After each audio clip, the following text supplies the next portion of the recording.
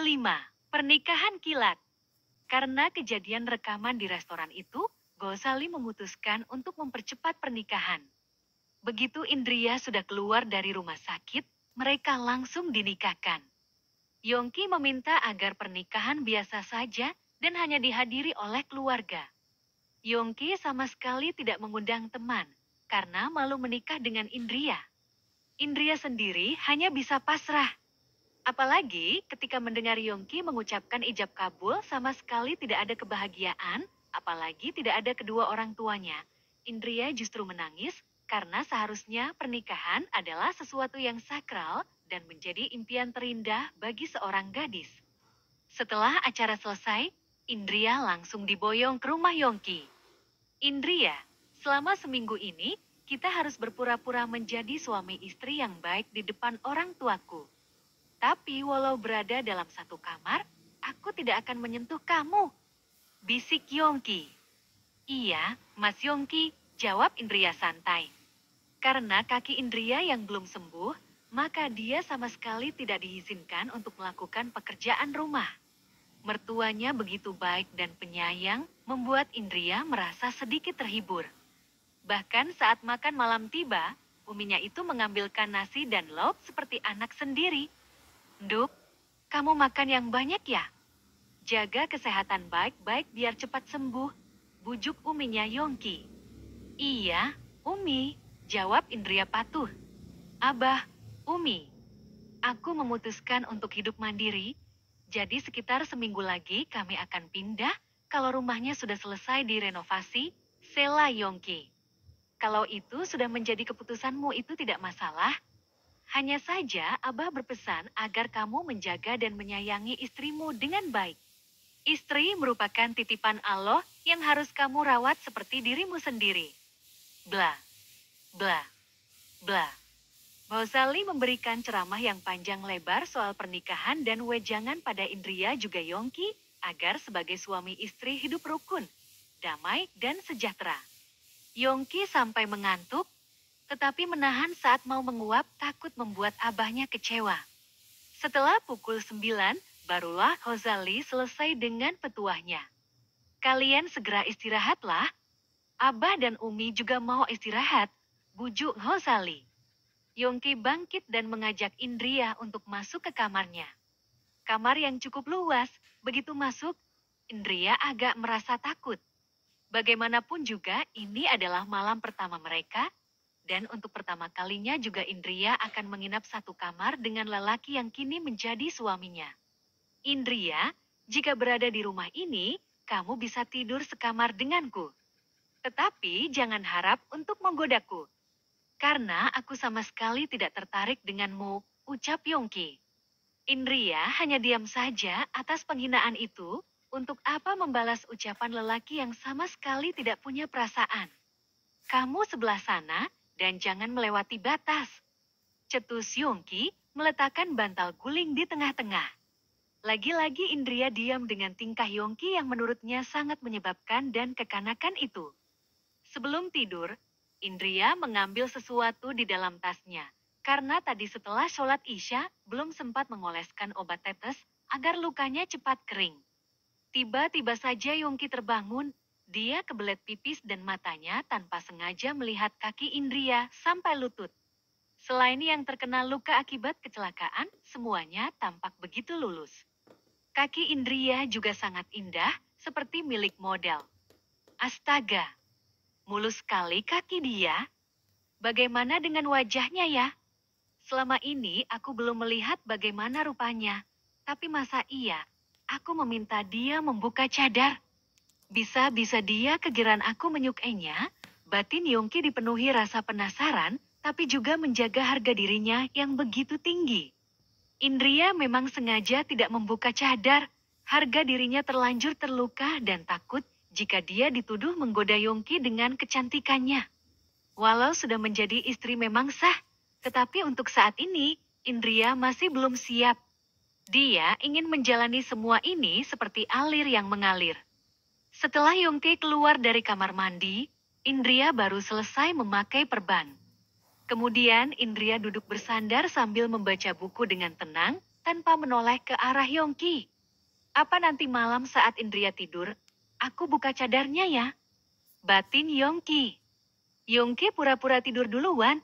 Dia menunggu Indria tertidur dan nanti ingin melakukan aksinya untuk memuaskan rasa penasarannya. Yongki merasa jengkel karena sudah sejak tadi menunggu istrinya belum tidur juga. Dia tidak mengira jika Indria hobi membaca sampai larut malam. Sia-sia aku menunggu, padahal aku sudah mengantuk berat, batin Yongki. Yongki terbangun, kemudian mematikan lampu kamar dan menyalakan yang cahayanya remang-remang. Aku tidak bisa tidur kalau lampu menyala. Gumam Yongki.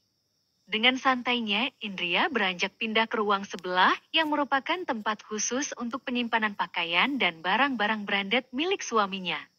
Astaga, dia ini semakin lama tingkahnya semakin menyebalkan. Batin Yongki kembali tidur memeluk bantal gulingnya. Sedangkan Indria fokus membaca bukunya karena dia ada keinginan ingin melanjutkan S3 di luar negeri suatu saat nanti. Dia yakin kalau suaminya akan setuju dan justru merasa senang jika dirinya pergi. Indria kemudian tanpa sengaja melihat sebuah album foto. Ketika dibuka, adalah foto masa kecil Yongki. Mas Yongki sebenarnya sangat tampan, tetapi sayangnya dia berkarakter buruk. Dan dari yang aku lihat, dia masa kecilnya alim. Tetapi kenapa sekarang jadi begini?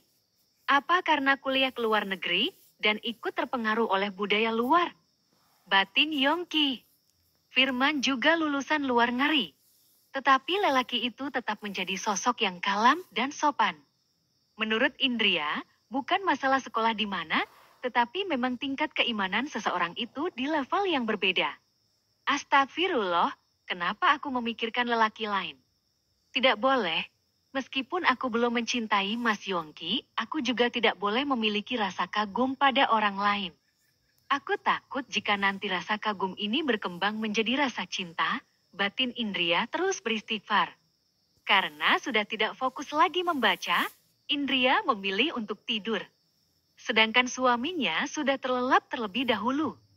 Seperti biasanya di sepertiga malam, Indria akan bangun dan melakukan sholat tahajud. Sebelum itu dia akan mandi keramas terlebih dahulu, biar segar dan hilang rasa kantuknya. Dulu Indria punya impian jika setelah menikah kelak akan sholat bersama dengan suami dan saling mengingatkan untuk melakukan ibadah.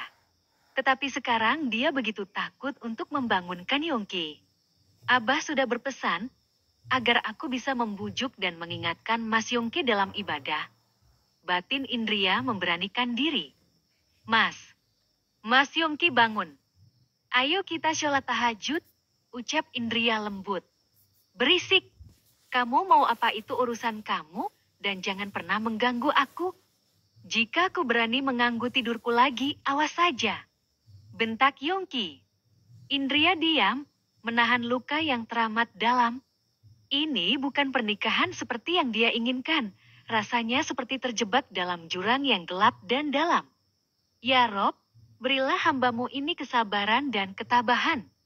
Semoga ada masa bagi Mas Yongki untuk berubah, gumam Indria. Dia pun segera masuk ke kamar mandi, menangis sejenak menumpahkan segala rasa kekecewaannya. Sekuat-kuatnya seorang perempuan, tetap ada masa di mana dirinya butuh sandaran. Yongki saat itu setengah sadar tapi masih mengantuk berat. Samar-samar dia melihat sosok wanita yang berambut panjang bergelombang sepinggang dan wajah yang sangat cantik jelita. Aku paling mimpi, batin Yongki. Esok harinya saat sarapan, Yongki masih mengingat mimpi semalam. Semalam itu mimpinya seolah nyata, walau dalam samar-samar tetapi wanita itu sangat cantik. Tapi seperti nyata saja rasanya. Ataukah itu Indria? Ah, tidak mungkin. Kalau memang Indria cantik, dia pasti akan membuka cadarnya dan merayuku. Tetapi dia terus saja menutup diri dariku oleh ada hal yang disembunyikan, batin Yongki. Yongki menatap Indria lekat, istrinya memakai kacamata, sedangkan wanita semalam tidak. Ah, aku yakin, itu pasti hanya mimpi, batin Yongki. Kemudian ponsel miliknya bergetar, sengaja di mode hening, karena Sinta tipe cewek yang cemburuan. Kalau sebentar saja tidak diberi kabar, Tetapi hal itu membuat Yongki merasa gemas dan selalu rindu. Abah, Umi, aku harus segera berangkat kerja. Pamit Yongki. Pamit juga sama istrimu dong. Duh, kamu ini sama sekali tidak romantis seperti abah kamu. Dulu kalau abah mau berangkat kerja mengecup kening Umi dan berpamitan dengan mesra, sindir ibunya Yongki. Ih, apaan sih, Umi? Lebay sekali deh. Ketus Yongki beranjak pergi tanpa menoleh ke arah Indria. Mungkin jika dirinya menikah dengan orang yang dicintai, pasti sebelum berangkat kerja juga akan bermesraan dengan istrinya. Yongki, Indria kan dapat cuti seminggu. Mungkin dia akan jenuh kalau di rumah terus. Sebaiknya kamu ajak saja Indria, sila Ghazali. Ih abah, aku ini mau kerja bukan tamasya. Lagian nanti kalau ada salah satu murid yang melihat, apakah dia tidak akan malu sebagai guru yang katanya sakit malah bepergian? Tolak Yongki. Abah, Indria, walau di rumah juga harus mengerjakan banyak hal untuk tugas murid-murid, sela Indria. Oh baiklah, terserah kamu saja. Yang penting kamu merasa tenang dan nyaman, anggap saja ini rumah sendiri, bujuk Ghazali. Baguslah. Kamu sadar diri juga, batin Yongki melirik ke arah istrinya. Saat dirinya hendak keluar rumah, tiba-tiba adalah polisi yang datang. Selamat pagi, benarkah ini rumahnya Pak Yongki? Tanya salah satu polisi. Iya, benar. Ada apa ya? Tanya Yongki heran. Kami mendapat perintah untuk membawa Anda atas dugaan persengkokolan mengenai mencelakakan saudari Indria. Apa? Aku ini suaminya, bagaimana aku ada niatan begitu? Dan atas dasar apa kalian menuduhku? Pekik Yongki. Mari jelaskan semua di kantor, karena ini masih dugaan dan membutuhkan pemeriksaan lebih lanjut. Orang tua Yongki dan Indria sampai syok, antara percaya dan tidak percaya, tetapi merela melihat secara langsung saat Yongki dibawa ke kantor polisi. Nonton sampai akhir ya? Terima kasih.